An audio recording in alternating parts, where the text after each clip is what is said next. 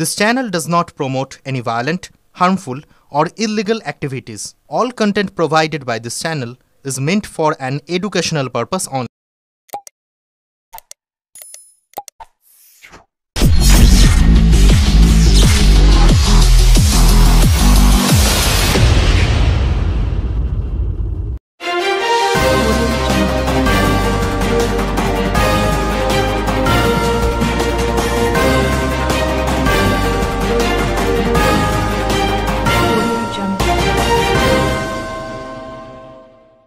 তিরিশটি মামলায় অভিযুক্ত উত্তরপাড়া নেশামুক্তি কেন্দ্রের কর্ণধারকে নোরা দিয়ে থেতলে খুনের ঘটনায় মূল অভিযুক্ত স্বপন বারুইকে গ্রেপ্তার করল পুলিশ।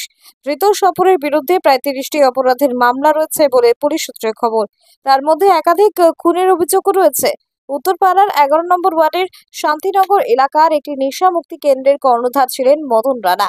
গত 12 সেপ্টেম্বর ভোরে ওই নেশামুক্তি কেন্দ্রে দুই আবাসিক মদনকে শিল নোড়া দিয়ে মাথা থেতলে খুন করে পালিয়ে যায়। ঘটনা তদন্ত শুরু করে উত্তরপাড়া থানার পুলিশ। গত 14 তারিখে লিলুয়া থেকে সানি মল্লিক নামে এক অভিযুক্তকে গ্রেপ্তার করে পুলিশ। গতকাল রাতে বেলুড় থেকে গ্রেপ্তার করে স্বপন বারুইকে। পুলিশ জানতে পারে বছর 42-এর স্বপন হাওড়ায় একাধিক অপরাধে অভিযুক্ত, যার মধ্যে খুন এবং খুনের চেষ্টার অভিযোগে রয়েছে।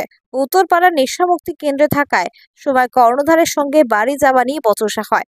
তারপরেই নোরা দিয়ে মাথা থেতলে খুন করে মদন রানাকে, তারপর পালিয়ে যায়। পুলিশ তার খোঁজ চালাচ্ছিল। নেশার থেকে যেখানে স্বপন প্রায় যেত সেখানে তার সন্ধান পায় পুলিশ। আজ ধৃতকে শ্রীরামপুর আদালতে পেশ করা হবে। ব্যুরো রিপোর্ট, আমার কলকাতা নিউজ।